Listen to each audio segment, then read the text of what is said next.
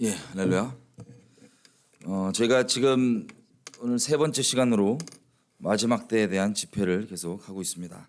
오늘 읽은 본문 말씀 외에 요한계시록 14장을 잠깐 저희가 보겠습니다. 요한계시록 14장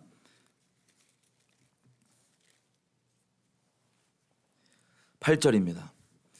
피심에서 저희가 말씀드리면 요한계시록 14장에 보면 마지막 때에 전해지는 영원한 복음, 크게 세 이제 내용이 나오는데, 첫째는 어제 밤에 저희가 나눴던 하나님께서 이 말세에 심판하시는 것과 하나님을 어떻게 경외하는지에 대해서, 그게 첫 번째고, 두 번째가 오늘 오전 동안 두 번 나눠서 다른 내용입니다. 나눌 8절입니다. 8절 제가 읽겠습니다. 또 다른 천사 곧 둘째가 그 뒤를 따라 말하되 무너졌도다 무너졌도다 큰 성 바벨론이여, 모든 나라를 그 음행으로 인하여 진노의 포도주로 먹이던 자로다 하더라. 아멘. 자, 요한계시록 17장 18장에 가보면 이 음녀에 대해서 자세하게 기록이 더 나와 있습니다. 요한계시록 17장 보면 이 음녀의 이름이 바벨론이라는 이름을 가진 것을 우리가 확인할 수 있고, 또 이 음녀가 2절 이렇게 되어 있습니다. 이 음녀로 인하여서 땅에 있는 지도자들과 땅에 사는 많은 사람들, 모든 사람들이 다 그 음란의 음행의 포도주에 취하게 된다. 그리고 4절에 보면 이 여자가 자줏빛 옷과 붉은빛 옷을 입고 금과 보석과 진주로 꾸미고 손에 금잔을 가졌는데 가증한 물건과 그 음행의 더러운 것들이 가득하더라라고 얘기합니다. 자, 이 여기 나오는 비주얼이요, 출애굽기 28장 6절부터 나오는 제사장의 비주얼과 그 색깔들과 동일합니다. 청색만 빼놓고.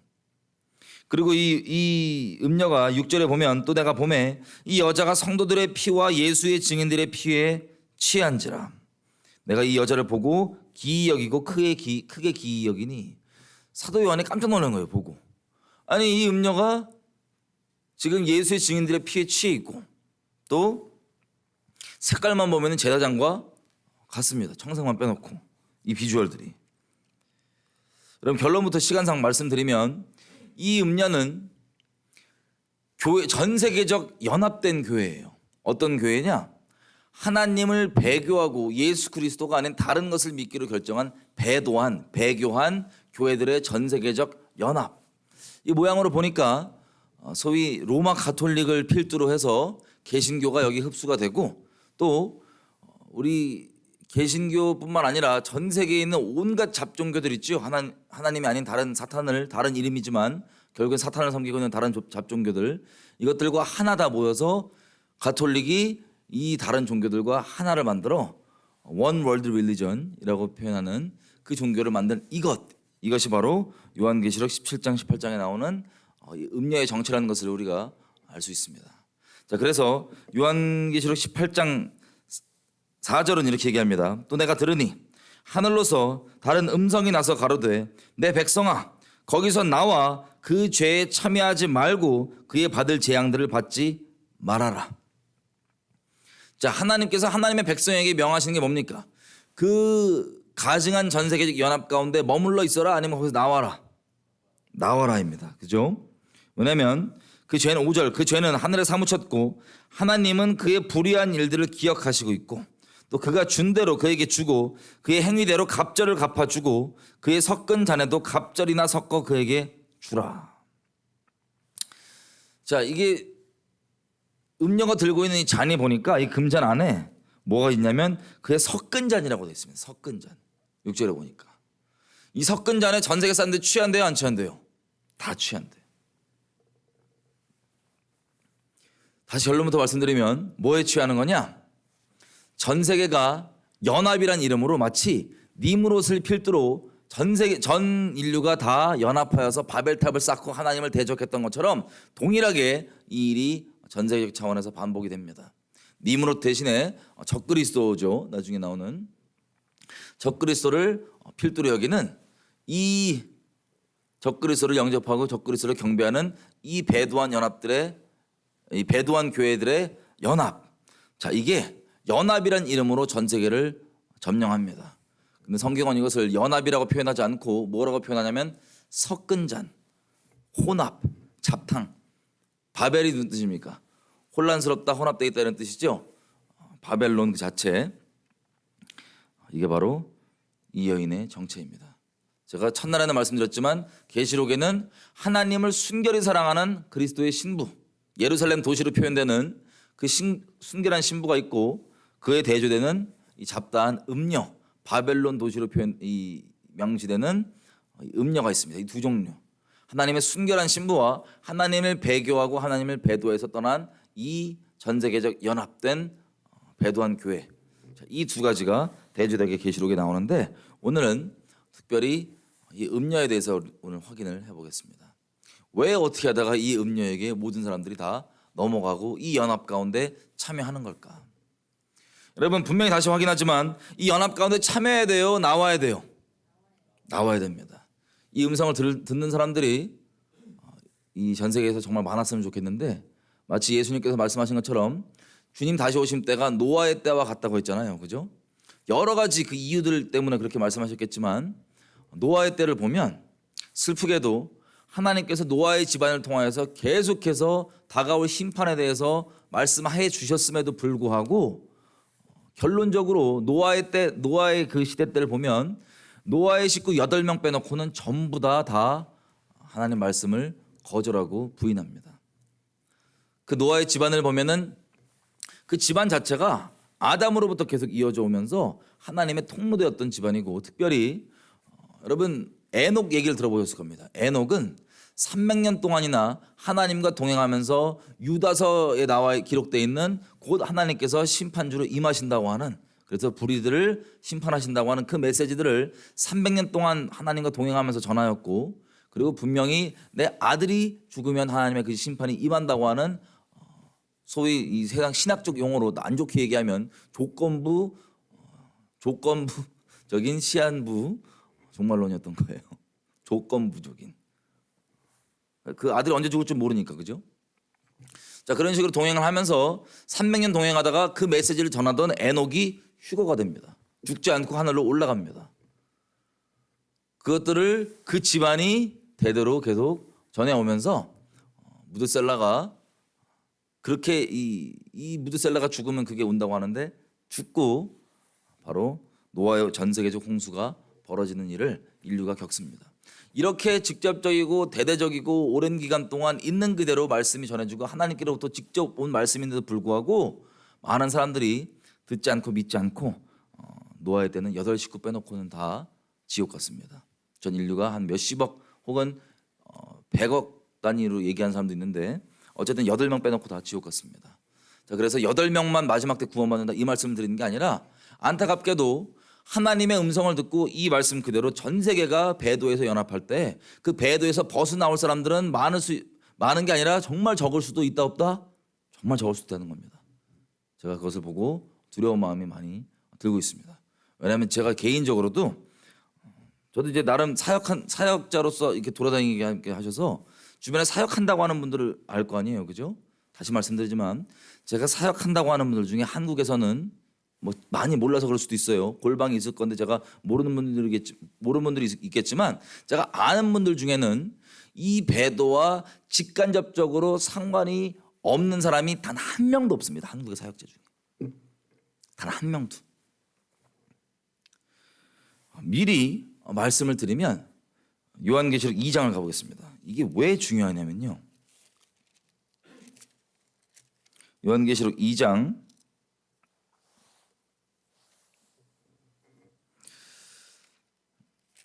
18절부터 보면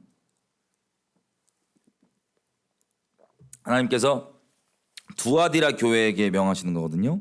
19절 두아디라 교회 상태를 한번 확인해 보면 이렇게 되어 있습니다. 내가 너의 사업과 사랑과 믿음과 섬김과 인내를 아는데 너의 나중 행위가 처음 것보다 많도다. 두아디라 교회는요. 요즘 우리 아는 선교단체 혹은 교회라고 한번 인식을 대립시켜서 생각을 해보면 아주 미약하였지만 사역이 많아지고 나름 하는 일도 많고 사역의 종류도 많고 그리고 사랑도 있어 보이고 믿음도 있고 여러 가지 인내도 있는 그런 교회입니다. 한마디로 그냥 사역 없고 아무것도 안 하는 그런 교회가 아니라 나름 사역도 있고 큰 교회일 수도 있어요. 그죠? 심지어는 이런 여러 가지 일들을 감당하고 있으니 그리고 볼 때 사랑도 있고 믿음도 있고 섬김도 있는 것처럼 보일 수 있습니다. 그런데 20절 하나님께서 내가 너에게 책망할 게 근데 있다.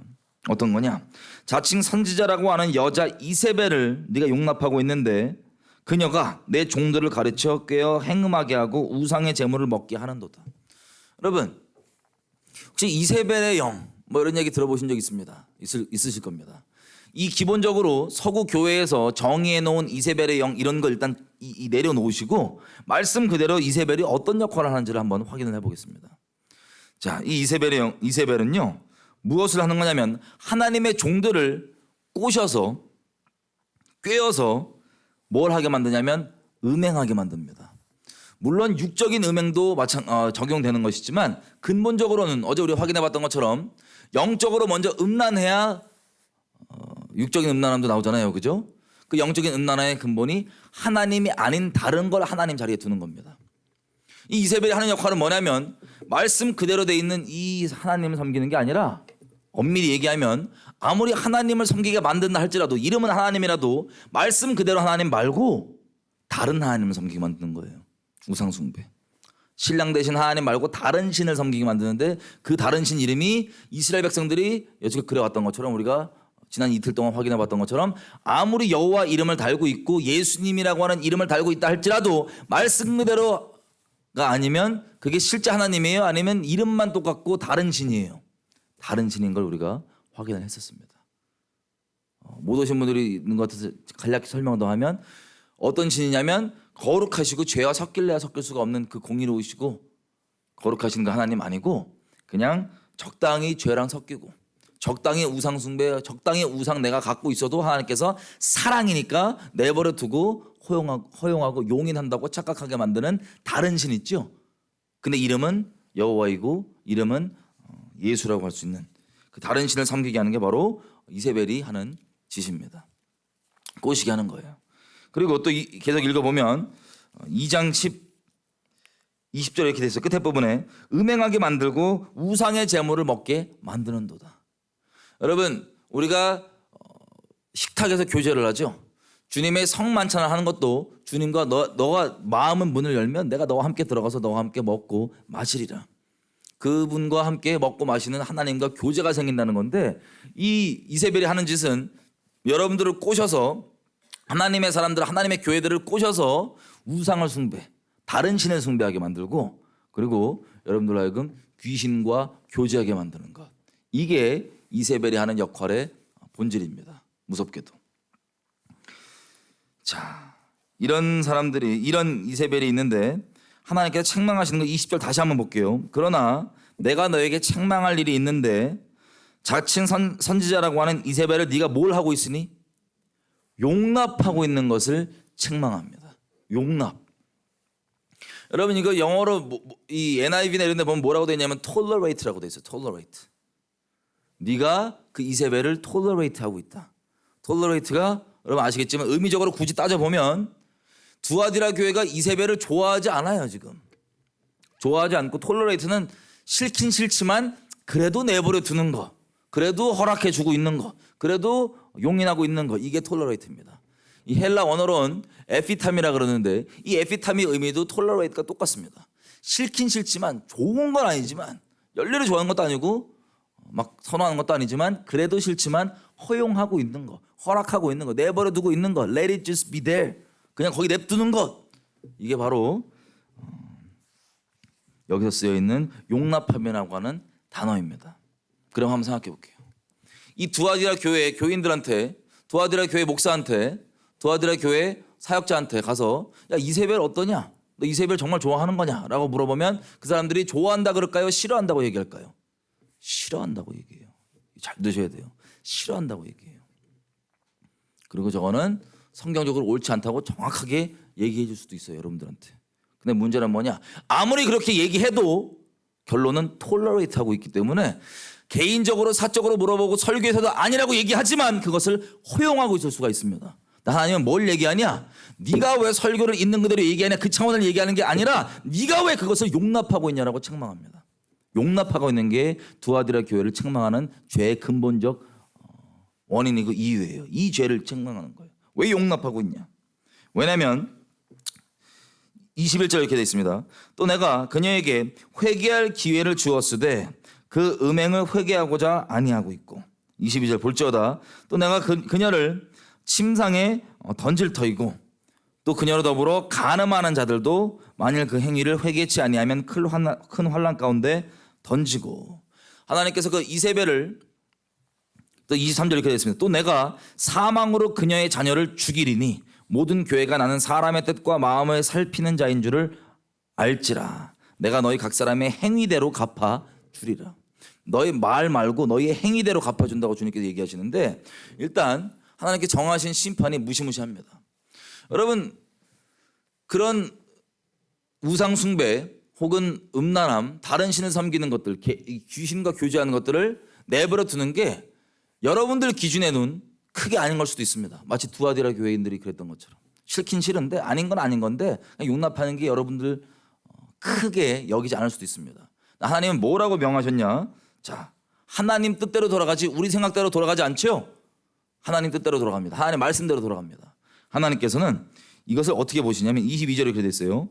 내가 그녀를 침상에 던질 테고 그녀와 더불어서 간음하는 자들. 자, 이 이세벨을 용납해 주는 사람들을 하나님은 뭐라고 보냐면 이 이세벨과 간음하는 자들이라고 봅니다. 같이 간음하는 자들이에요. 이게 용납함을 하나님께서 어떻게 보시는지입니다. 똑같이 간음하는 거예요. 오히려 더 나쁜 게 아니고 아닌 거라고 얘기하면서 마치 디도서에서 나오는 것처럼 입으로는 하나님을 시인하지만 행위로는 하나님을 부인하니 저는 가증한 자요. 역겨운 겁니다. 하나님 보시기. 간음하고 있는 거예요. 똑같이 영적으로. 그래서 무섭게도 22절 끝에 부분에 보면 그 간음함, 다시 얘기하면 그 용납함을 회개하지 아니하면 어디에 던진다고 하십니까? 하나님께서 큰 환난, 영어로 얘기하면 Great Tribulation, 큰 대환난 가운데 하나님께서 던지시는 이유. 여러분, 말세가 꼭 아니라도 마찬가지지만 특별히 말세를 살고 있는 우리에게 한 가지 지금 말씀 그대로 팁이 나왔습니다. 대환난을 누가 겪느냐? 대환난에 누가 거길 그 무시무시한 하나님의 진노로 쏟음받게 되느냐? 마치 이 이세벨 혹은 이 전 세계적 배도되는 그 연합과 마찬가지일 수 있죠. 이게 동일한 거죠. 이거에서 벗어나지 않고 말로는 아니라고 하면서 그것을 그대로 용납하고 있는 사람들이 대환난을 겪는 겁니다. 대환난 중에 하나님의 무시무시한 진노의 쏟음을 받는 겁니다. 여러분들이 어떻게 이 용납하는 것에 대해서 어떤 기준을 갖고 있을지 몰라도 여러분들의 기준과 하나님의 말씀의 기준이 다르면 하나님의 말씀에 맞춰야 합니다. 아멘이죠? 예, 이게 분명한 팁이라고 말씀드렸습니다. 그러면 대환난을 겪지 않는 사람들, 그 사람들은 당연한 기본 전제가 뭐가 있겠어요? 이런 끔찍한 영적인 음란함과 귀신 교제함을 인생 가운데 허용하고 있겠습니까? 아니면 단호해 보이더라도 끊고 거기서 빠져나와서 그 죄악 가운데 참여하지 않고 있겠습니까? 죄악 가운데 참여하지 않고 있는 거예요. 이게 대환난을 겪지 않는 사람이라면 기본적으로 갖고 있는 전제적인 조건일 겁니다. 이해되시죠? 예, 맞죠? 말씀에 그렇게 써 있으니까. 자, 이 내용을 제가 지금 시작도 못했는데 거의 지금 한 30분 내로 끝내야 되거든요. 다음 설교까지 이어서 계속 제가 말씀드릴 겁니다. 1단락은 먼저 접을게요. 결론부터 말씀드리면, 자, 이 교회들이 왜 마지막 때에 그렇게 되냐? 미혹돼서 그렇습니다. 미혹돼서. 하나님만 경외하는 게 아니라, 하나님만 두려워하는 게 아니라, 하나님만을 최우선순위에 두는 게 아니라 다른 게 하나님을 믿는다고 하는 사람임에도 불구하고 다른 게 그 사람의 우선순위에 올라가 있다. 그러면 전부 다 예외 없이 배도합니다. 전부 다. 그래서 지난 이틀 동안 하나님께 순종하는 게 제일 중요하고 하나님을 경외하는 게 가장 근본이 되어야 된다고 그렇게 제가 강조하고 말씀드렸던 게, 아무리 배도에 대해서 어떻게 되는지에 대해서 지식적으로 다 완전히 빼싹하게 알고 다른 사람에게 여러분들이 아니라고 얘기해주고 그리고 분명히 설명까지 해줄 수 있어도 여러분들이 하나님을 경외하지 않고 하나님께 순종하는 마음이 아니면, 행함이 없으면 반드시 다 배도합니다. 말세에 대해서 지식적으로 몰라서 짐승의 표를 받고 짐승을 경배하거나 배도하는 게 아니고 이 경외함과 순종함이 없어서, 말씀 그대로 순종함이 없어서 다 그런 끔찍한 하나님을 배신한 길 가운데 서게 되는 겁니다. 오늘 우리가 본문으로 읽었던 데살로니가 후서를 보면 팁이 나와 있습니다. 이 데살로니가 후서 2장 3절에 보면 먼저 배도하는 일이 있고 배교하는 일이 있고, 여러분 배교는요 세상 사람들이 하는 겁니까? 교회가 하는 겁니까? 세상 사람들은 배교할 게 없어요. 배도할 게 없어요. 이 배도는 교회가 하는 겁니다. 근데 우리가 보니까 지금 요한계시록 13장 안 가봤지만 가지 마세요. 제가 빨리 말씀드릴게요. 거기 보면 이 적그리스도가 등장을 하면 적그리스도가 경배를 어느 수준으로 받냐면 생명책에 이름이 기록되어 있지 않은 모든 이 땅에 사는 사람들이 전부 다 적그리스도를 경배한다고 되어 있습니다. 짐승을. 그러면 소위 이 배도한 교회들 있죠. 이 거짓 선지자가 이 요한계시록 13장에 나오는 거짓 선지자가 나오는데, 이 거짓 선지자가 결국에는 이 땅에 사는 사람들로 하여금 표적과 이적까지 동원해서 하늘의 불까지 떨어뜨리면서 뭘 하냐면 이 적그리스도를 경배하게 만듭니다. 그래서 이 적그리스도를 경배하게 만드는 이 거짓 선지자가 요한계시록 17장 18장에 나와 있는 바벨론 음녀 있죠. 바벨론 음녀의 수장이던가 혹은 바벨론 음녀의 상당히 높은 위치에 처져 있는 그 성직자일 가능성이 아주 높습니다. 그래서 전 세계와 배도한 이 교회들의 연합을 두고 적그리스도를 경배하게 만드는 겁니다. 그러니까 이 데살로니가 후서 2장 3절이 말하는 배교의 수준이 어느 수준이냐면 어느 국지적으로 일어나는 게 아니라 전 세계적으로 이 음행이 포도주 다 취했다고 되어 있죠. 연합의 이름으로. 전 세계적으로 연합의 이름으로 벌어질 아주 대대적인 일이라는 것을 우리가 알 수 있습니다. 바울이 데살로니가 교회한테 데살로니가 전서 1, 2, 3, 4, 5장 제가 말씀드린 것처럼 매 장마다 예수님 다시 오심에 대해서 언급하고 4장에는 휴거의 자체에 대해서 얘기하지만 이거에 대해서 이 데살로니가 교회가 타임라인이 전혀 없이 그냥 확 잘못 고친 거예요. 예수님 안에 정말 십자가 그 사실을 내 것으로 믿는 실제 믿음에 서 있지 않고 경외함 없고 그냥 마지막 때에 대한 지식만 확 들어오니까는 온갖 혼란과 꿈과 환상과 이상한 계시들로 혼란스러워하고 있던 차이기 때문에 바울이 정리를 해준 게 바로 3절입니다. 먼저 너무 그러지 마라. 먼저 배교가 전 세계적으로 벌어지고 그 다음에 적그리스도가 등장하면 그때 끝이 올 것이다. 그때. 자, 그래서 배교가 아직 안 일어났으니까 대대적으로 벌어지지 않았으니까 아직은 좀 기다리라는 뜻입니다. 그러면 반대로 배교가 전 세계적으로 다 완성이 된 상태라면 주님이 곧 오신다는 소리예요? 나중에 오신다는 소리예요? 곧 오신다는 소리죠? 예. 그럼 제가 구체적으로 그 사안에 대해서 가볼 수는 없지만 이번 시간상 그 배교는 이미 완성 단계입니다. 어떻게 확인할 수 있냐? 지금 시간과 다음 시간 가운데 말씀 그대로 우리가 어떤 게 배교인지를 확인해 보면 당장 이 자리에 있는 여러분들부터 개개인이 배교 중인지 아닌지를 스스로 확인해 볼 수 있으실 겁니다.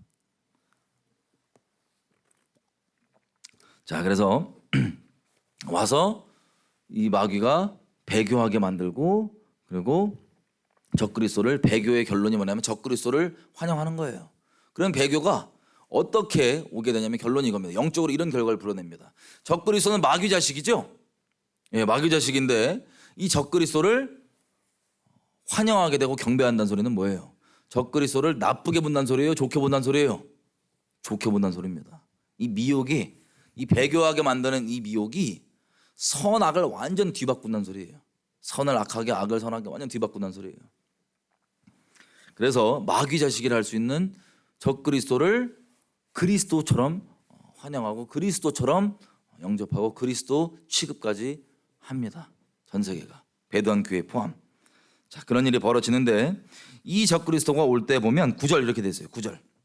이 악한 자의 임함은 사탄의 역사를 따라서 모든 능력과 표적과 거짓 기적, 자, 표적과 이적까지 다 동원하고, 그리고 9절 10절 불의의 모든 속임으로 멸망하는 자들에게 임하리니. 자, 이 배도하게 만드는 미혹에 넘어가서 적그리스도를 환영하게 만드는 선악이 뒤바뀌게 되는 사람들은 결론적으로 뭐냐면 하나님께서 멸망하는 사람이라고 성경에 기록하고 있습니다. 멸망당하는 사람이에요. 구원받지 못한 멸망당하는 사람. 이 사람이 표적과 이적을 동원하고 뭐 예언도 있고 기적도 일어나고 이러면서 결론적으로 그리고 모든 진짜 속이는 거 있죠. 거짓말들 막 동원해갖고 속이는 것들까지 다 포함해서 결론적으로 진리를 믿는 게 아니라 거짓말을 믿게 되므로 선악이 뒤바뀌게 되는 그 미혹 가운데 빠지게 되는데, 어떤 사람은 억울하다 생각할 수 있습니다. 억울합니다. 그 사람이 잘못이 아니고 마귀가 속인 건데요. 반은 맞지만 결론적으로는 그게 다 맞는 말이 아닐 수 있습니다. 왜 그러냐? 이 성경은 계속 읽어보겠지만 왜 속게 되냐? 그 책임을 개개인에게 묻고 있어요. 그 속게 되는 결론적인 그 책임을 개개인에게 묻고 있습니다. 멸망당하는 자들인데 왜 멸망당하냐? 10절 중간부터 제가 읽겠습니다. 이는 그 멸망당하는 자들이 진리의 사랑을 받지 아니하여 구원함을 얻지 못했기 때문이다. 자, 당연히 교회의 간판을 갖고 있으니까 배교한 교회도 겉으로 봤을 때 구원받은 것처럼 보일까요? 안 보일까요? 보여요. 구원받은 것처럼 당연히 보입니다. 외모로는. 그런데 구원받지 못할 정도가 아니라 멸망의 자식들이고 적그리스도를 환영하는 선악이 뒤바뀌어 있는 배도한 집단들인데 왜 그렇게 되냐? 왜 여기에 속냐? 10절 중간에 보니까 뭐를 안 받아들였대요? 진리의 사랑을 안 받아들였어. 이건 그들의 초이스입니다. 그들의 선택입니다. 진리의 사랑을 안 받아들여서 이 전 세계적 미혹과 이 배도 가운데 넘어갔다는 겁니다. 그러면 반대로 얘기하면 지금 전 세계적 차원에서 배도가 벌어지는 말세라면, 말세에 내가 배도에 참여하지 않고 그리고 미혹에 빠지지 않는 기본적인 키워드 열쇠가 뭐겠어요? 나를 붙잡아줄 수 있는 이 동아줄이 뭐겠어요? 나를 지켜주는 진리의 사랑입니다. 진리의 사랑.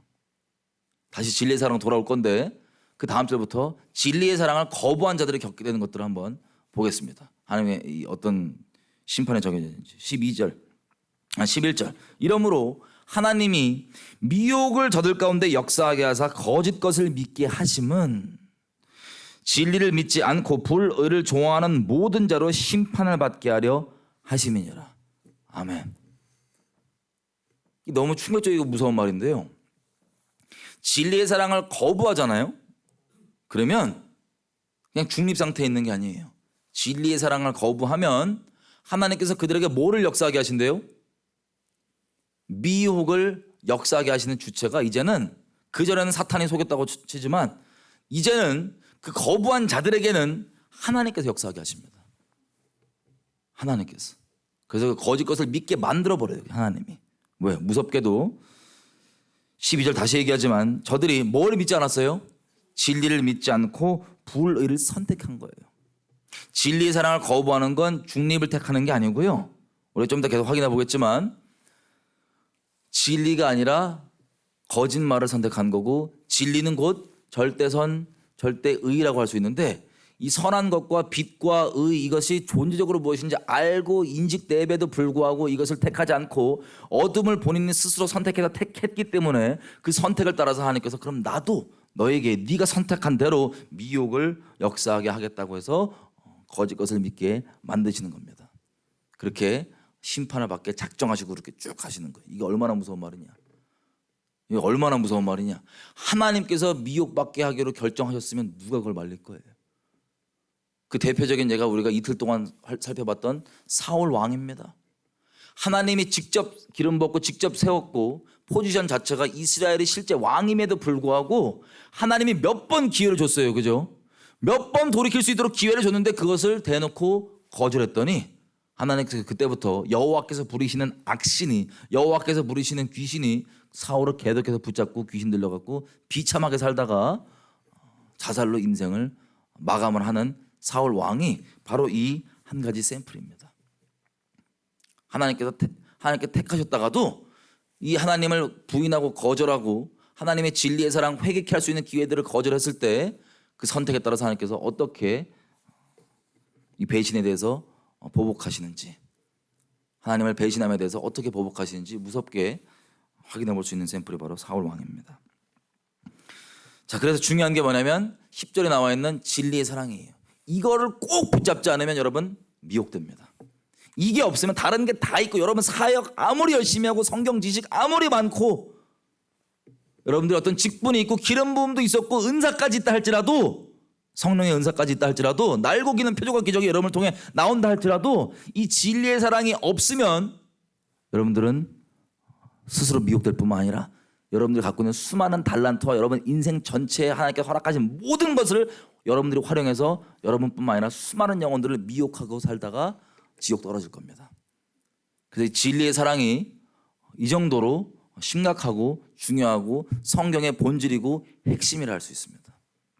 이 진리의 사랑. 자, 제가 보니까 진리의 사랑을 지금 오전 시간에는 못 시작할 것 같고 제가 몇 가지 격가지를 좀 말씀드릴게요.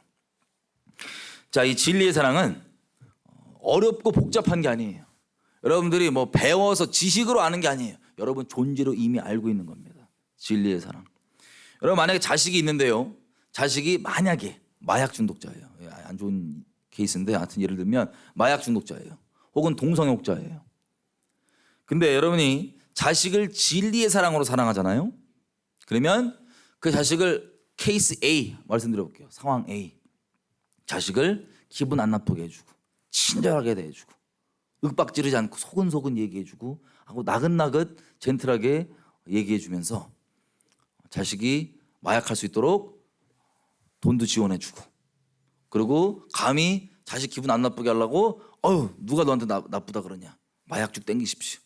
그리고 더 심각한 케이스는 마약을 말리고 이런 것도 아니고 마약 합법화에 투쟁을 해줍니다. 내가 너를 위해서 데모 나가갖고 합법화 투쟁해주겠다. 너를 사랑하니까, 너를 위하니까. 이런 부모가 있다. 끔찍하죠. 여러분 요즘 이런 부모들을 전 세계에서 속속 출하고 있습니다. 이게 케이스 A입니다. 케이스 B. 부모가 자식이 그런 끔찍한 죄악 가운데 매여 있는 것을 보고 방법도 말씀드리지 않겠어요. 그냥 다리 몽댕이를 분질러서라도 이놈을 그 죄악 가운데서 떠날 수 있도록 도와준다. 통로가 돼준다. 라고 하는 게 케이스 B입니다.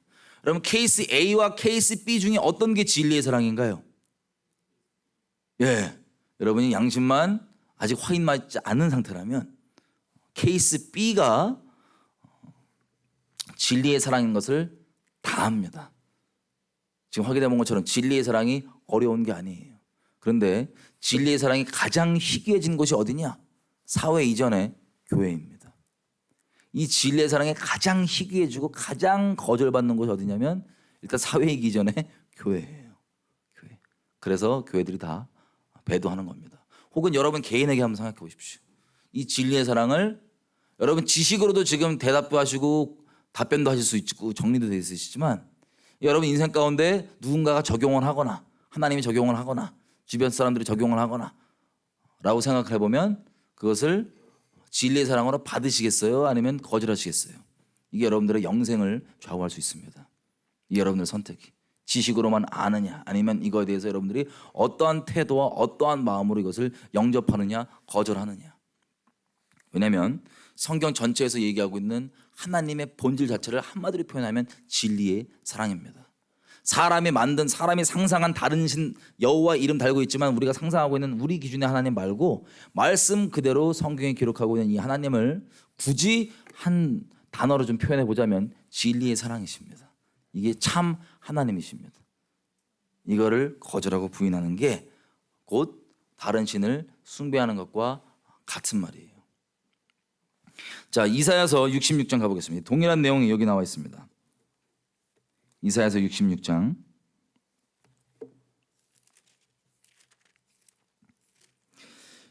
2절 제가 읽겠습니다. 2절 나 여호와가 말하노라 나의 손이 이 모든 것을 지어서 다 이루었느니라. 무릇 마음이 가난하고 심령이 통회하며 나의 말을 인하여 떠는 자 그 사람은 내가 권고할 것이지만 자 하나님을 경외하는 자 하나님의 말씀을 두렵고 떨림으로 받는 자들은 하나님께서 챙겨주신다고 합니다. 챙겨주시는데 문제가 3절부터 나오는 분들입니다. 3절 소를 잡아 드리는 것 살인함과 다름이 없고 어린 양으로 제사 드리는 것 개의 목을 꺾음과 다름이 없고 예물을 드린다고 하지만 돼지의 피를 뿌린 것 다름이 없고 분향을 한다고 기도한다고 하지만 우상을 찬송함과 다름이 없이 하는 그들은 자기의 길을 택하며 그들의 마음은 가증한 것을 기뻐한즉 4절 나도 유혹을 그들에게 택하여서 주며 그들이 무서워하는 그것을 그들에게 임하게 하리니 이는 내가 불러도 대답하는 자가 없으며 내가 말하여도 그들이 청종하지 않고 오직 나의 눈 앞에 악을 행하며 나의 기뻐하지 아니하는 것을 택하였음이니라. 아멘. 이거 너무 무섭습니다. 그죠? 3절에 보니까 이 하나님께서 이 동일한 말씀, 겉으로 볼 때는 3절에 나오는 이 사람들이 예배를 드리는 사람이에요, 안 드리는 사람이에요? 예배를 드리는 사람이에요. 제사의 모양이 다 갖춰져 있습니다. 우리로 따지면 기독교적인 요소와 모양이 겉으로 볼 때 흠이 없어 보이는 사람일 수도 있고 다 갖춰져 있는 사람이에요. 근데 이들의 중심은 하나님께서 여기 잠깐 언급하신 것처럼 진리이신 말씀, 하나님을 있는 그대로 영접하는 게 아니라 그것 말고 다른 것들을 받아들인 사람이래요. 그 다른 것을 택한 사람이래요. 그래서 4절, 나도 유혹을 그들에게 택하여서 준다. 하나님이 직접 주체가 되셔서 그 미혹을 역사하게 하신다는 거예요. 왜냐? 하나님이 그냥 한 번에 그러시는 게 아니에요. 오해하지 마세요. 하나님께서 자비로우시고 인자하셔서 우리에게 기회를 많이 주십니다. 근데 그 기회를 주실 때 우리가 그 기회를 붙잡지 않을 때 최소한 한 번 이상은 주시는 것 같아요. 그 기회를 붙잡지 않고 다른 것을 택할 때 하나님 이렇게 얘기하시는 게, 내가 아무리 불러고 아무리 얘기해주고 아무리 그렇게 책망해주고 돌이키라고 얘기를 해줘도 저가 그것을 받아들이고 회개하지 않고 택하지 않고 다른 걸 택했기 때문에 내가 저들에게 미혹을 역사하게 하시겠다는 거예요. 선택은 다시 얘기하지만 하나님이 무시무시하시고 이분 너무 무지막지하다 이런 게 아니고 우리에게 선택을 맡겨놓으셨는데 그 선택을 우리가 하나님 아닌 다른 걸 선택하니까 하나님께서 우리의 선택대로 미혹을 계속해서 역사해 주시는 거예요. 무섭게. 그래서 5절에 보면 여러분 나중에 소망을 좀 가지시라고 팁을 드리면 이렇게 되어 있습니다. 5절, 여호와의 말씀을 인하여 떠는 자들아 그 말씀을 들을지어다. 자, 이렇게 미혹 가운데 매여 있고 하나님의 말씀을 업신여기는 자들 말고 하나님의 말씀을 경외함으로 하나님의 말씀을 택하고 말씀에 순독하는 자들 있죠. 그 자들아 이르시되 너희 형제가 너희를 좋아한대요, 사랑한대요, 미워한대요? 미워하며 내 이름에 인하여 너희를 쫓아내며 이르기를 여호와께서는 영광을 나타내서 너희 기쁨을 우리에게 보이시기를 원하노라 하였으나 그들은 수치를 당하리라 하셨느니라. 자, 이 어떤 일이 벌어질 거냐면요, 하나님을 말씀 그대로 순종하고 말씀 그대로 하나님을 경외하는 사람들은 미움을 받습니다. 세상에게는 당연히 미움받고 그건 말할 것도 없고, 여기 보니까 누구에게 미움을 받는데요? 형제라고 불림받는 자들에게 미움을 받고, 그리고 그들이 여러분들을 그 모임에서 내버려 둔대요, 아니면 쫓아낸대요? 출회시킨다고 쫓아낸다고 하죠. 자, 이 일이 벌어지는 게 바로 말세입니다. 이건 좀 이따 계속 볼게요. 자, 그래서 사람들이 왜 속냐? 여러 가지 이유들이 있어요. 안 속기 위해서 몇 가지를 한번 확인을 해보겠습니다. 왜 속냐? 일단은 하나님께 듣고 움직이는 사람, 여호와 입에서 나오는 말씀대로 순종하고 살아가는 하나님과 동행하는 사람이 있다면 이 사람들은 일단 안 속아요. 기본 전제가. 왜? 함부로 뭐든 판단하지 않고 하나님께서 말씀하시는 대로 알기 때문에, 하나님과 살아있는 관계가 있기 때문에. 근데 그러지 않는 사람들은 뭐로 판단하냐? 하나님께 여쭙고 하나님께 듣고 움직이는 사람들이 아니라 그냥 자기 눈에 보이는 대로, 외모대로, 자기가 갖고 있는 하나님 그 자체가 기준이 아니고 자기가 갖고 있는 수많은, 심지어는 그 종교적인 기준이라 할지라도 자기가 가지고 있는 수많은 기준을 따라서 함부로 판단하기 때문에 이 배도 가운데 속습니다. 그중에 첫 번째, 외모를 한번 보면, 여러분 디모데 후서 가볼게요. 3장. 디모데 후서 3장. 디모데후서 3장 1절입니다. 네가 이것을 알아라. 말세 고통하는 때가 오는데, 2절부터 통해서 4절까지 보면 여러분 잘 아는 겁니다. 사람들이 자기 사랑하고 돈 사랑, 자긍, 교만, 회방, 부모 거역, 감사치 않고 거룩치 않고 무정하고 원통 안 풀고 참소하고 절제하지 않고 사납고 선한 것 안 좋아하고 배반하고 팔고 조급하고 자고하고 쾌락사랑하기를 하나님 사랑하는 것보다 더하는 이 상태 있죠. 내면의 이 끔찍한 상태, 이것 때문에 말세에 고통한다는 겁니다. 여러분 인생 가운데 혹시 고통이 있으시면요, 여러분 확인해 보십시오. 하나님께서 주시는 고통이 아니라 여러분들이 이 10년 가운데 이 상태임에도 불구하고 회개하지 않음 때문에 오는 고통이 대부분의 그 고통의 원인들입니다. 어쨌든 이것 때문에 말세에도 많이 고통한다고 하는데 이게 내면에 완전 썩어 문드러져 있죠. 이 마음을 얘기합니다. 상태를 얘기합니다. 영적 상태와 이 내면을. 근데 무서운 게 있어요. 5절에 보면 상태는 이렇게 썩어 문드러졌는데 겉으로 볼 때 어떤 모양이 있대요. 5절에 보니까 경건의 모양이 있대요. 경건의 모양은 있으나 경건의 능력은 부인하는 자들이니 네가 이 같은 자들에게서 머물러라. 나가라. 네가 돌아서라. 이게 뭐랑 똑같냐면요, 요한계시록 18장 4절에 내 백성아 거기서 나와서 그 바벨론에서 나와서 그들이 받을 그 죄악 가운데 참여하지 말고 그 진노를 받지 말아라고 한 얘기랑 동일한 거예요. 왜 그랬냐?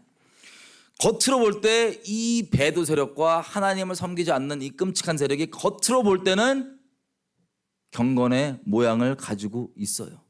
그러니까 이사야서 66장 3절 보니까는 이들이 제사의 모양이 있어요, 없어요? 종교의 모양이 다 있다니까요.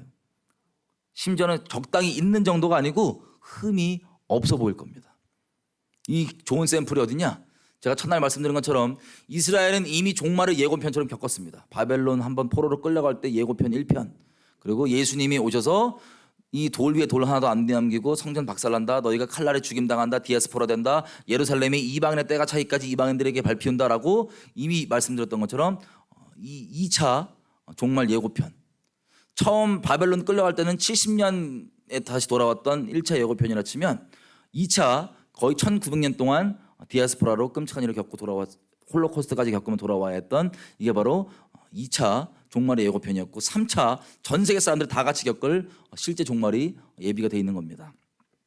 그런데 이스라엘이 2차 종말을 겪을 때 보면 제가 첫날 말씀드렸던 것처럼 너무나 우상 숭배를 대놓고 해서 방종하는 이것 때문에 1차 포로로 끌려갔다 왔다면 이거에 본질이 없으면 2차 때는 아예 정반대로 대놓고 우상 숭배가 아니라 세련된 모양으로 우상 숭배 모양은 하나도 갖춘 것처럼 보이지 않지만 본질은 하나님이 아니라 자기를 높이고 우상 숭배하는 종교와 하나님의까지 종교의 모양과 하나님까지도 자기를 높이는 도구와 삼는 이 끔찍한 본질적인 자아숭배라고 하는 이 우상 숭배가 보수적인 신앙 모양으로 나온다는 것을, 양극단이 있다는 것을 말씀드렸고 선지서가 이 양극단을 경고한다는 걸 제가 말씀드렸었습니다. 자, 마찬가지로 서기관과 바리새인들 있죠. 예수님이 이 땅에 계셨을 때 서기관과 바리새인들이, 우리가 만약에 지금 서기관과 바리새인 얘기 들으면 나쁜 양반들 이렇게 생각하거든요. 이미 많이 들은 것들이 있기 때문에. 근데 우리가 그 당시 때 이스라엘 땅에 살았잖아요. 그렇게 생각하는 게 쉽지가 않아요. 그렇게 생각하는 사람 자체가 이상한 인간 취급받는 사람들 겁니다. 그래서 예수님도 영접이 안 된 거예요. 서기관과 바리새인들한테도. 왜 그렇냐? 여러분, 서기관과 바리새인들은요, 일단 겉모양을 얘기해 보면 기도의 사람들이에요. 기도의 사람들이에요. 말씀의 사람들이에요. 말씀을 밤낮으로 연구합니다. 모여서. 기도도 지금도 이스라엘 사람들 쉬지 않고 하거든요. 누가 안 시켜도 저 통곡예배 모여갖고 24시간 쉬지 않고 기도해요. 많이 기도한다고 무조건 좋은 게 아닙니다. 이사야서 1장 보면 너희가 내게 많이 기도할지라도 내가 듣지 아니하리니 너희 손에 피가 가득함이니라. 그리고 기도를 한다 할지라도 율법을 어긋나 있는 자의 기도는 여호와께 가증하니라 하는 잠언 말씀처럼 내가 말씀 안에 서 있냐 안 서 있냐, 내가 진리를 따르냐 안 따르냐가 근본적인 우리 전제여야 되는데, 이거 없이 아무리 열심히 종교의 열심을 낸다 할지라도 그 종교의 열심은, 주님을 떠나 있는 종교의 열심을 낸 만큼 아주 열심으로 우상을 숭배하는 거예요. 열심을 낸 만큼 하나님을 대적하고 있는 거예요. 서기관과 바리새인들이 기도도 하고 날마다 성경을 항상 연구하고, 그리고 구제, 어려운 사람 도와주는 거, 이거 충만하고요. 사역 넘칩니다. 그리고 격식, 종교적으로 흠이, 우리가 그 당시 때 사는 이스라엘 사람들이면 종교적 흠이 보였을까요 안 보였을까요? 인간의 눈에 안 보여요. 종교적 흠이.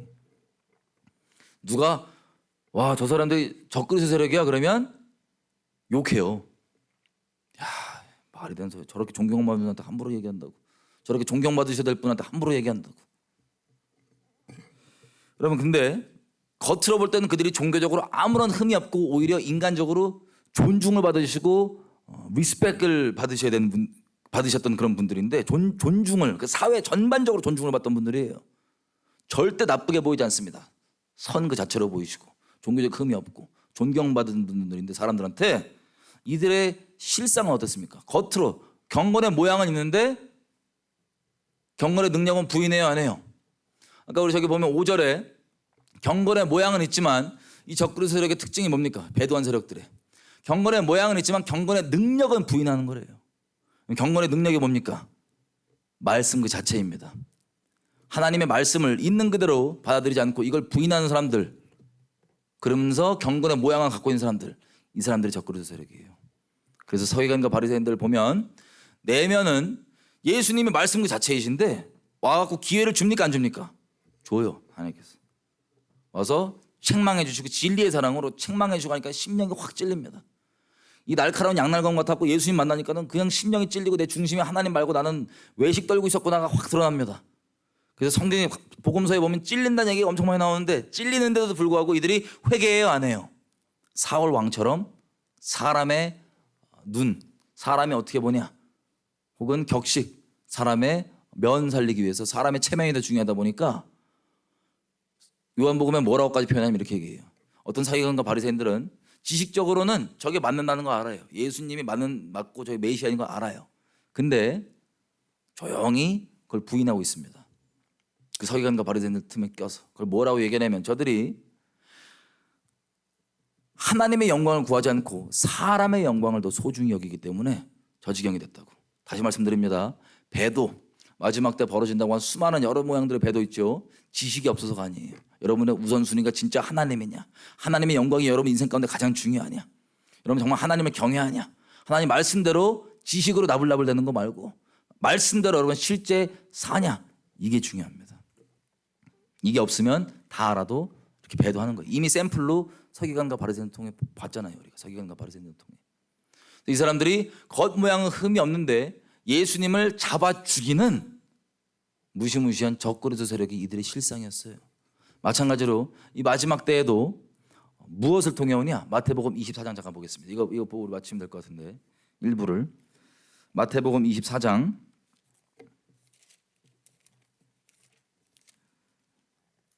3절 4절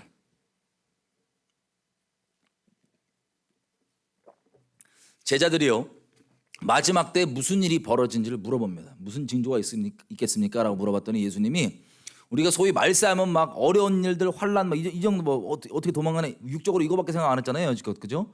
그게 중요한 게 아닙니다. 어제까지 확인해 본 것처럼 내가 말씀하는 순복하고 주님을 정말 따르고 순종하는 게 하나님을 경외하는 게 제일 중요한데 예수님은 조금 더 구체적으로 이렇게 얘기하세요. 제자들이 마지막 때 징조가 뭡니까? 라고 물어봤더니 4절 이렇게 됐어요. 예수께서 대답하여 가라사대 너희가 무엇을 받지 말라? 사람의 미혹을 받지 않도록 주의해라. 사람의 미혹. 이게 진리의 사랑과 다시 얘기하면 대치되는 거예요. 상반되는 게 진리의 사랑을 상반되는 건 뭐라고 표현하면 사람의 미혹이라고 표현할 수 있습니다. 사람의 미혹. 이게 여러분들을 배도하게 만드는 핵심 진리의 사랑과 대치되는 미혹입니다. 사람의 미혹. 어떤 거냐면 예를 들면 이런 거예요. 서기관과 바리새인들 우리 사람 기준으로 봤을 때 나쁘게 보이지 않고 좋게 보이잖아요. 그죠?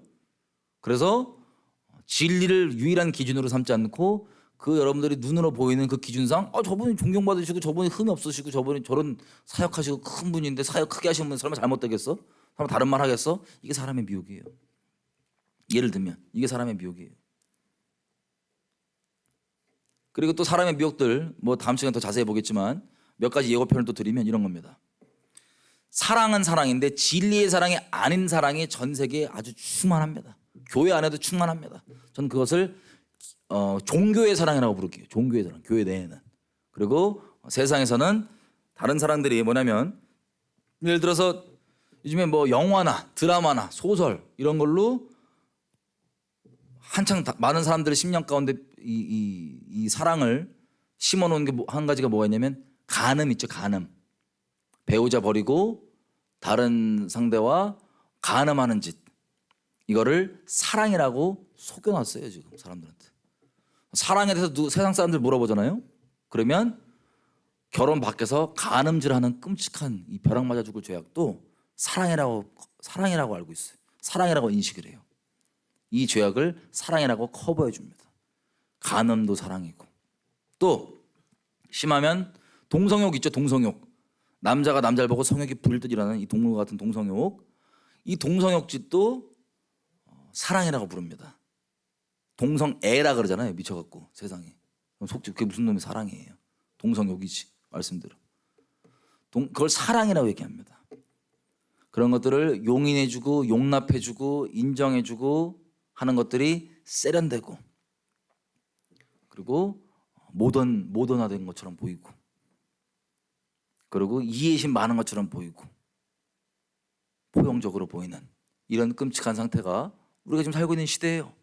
그래서 이런 것들을 미화되어 있는 상태에 이 수많은 다른 종류의 사랑들 빼고 이 교회 내에서는 이 죄악들을 용인해주고 용납해주는 것들을 사랑이라고 얘기해요. 이 종교의 사랑입니다. 이런 식으로 사랑들이 진리의 사랑과 아예 다른 게 여러분들 인생 가운데 가득 차 있기 때문에 사랑으로 오면 그걸 누가 나쁘게 봐요.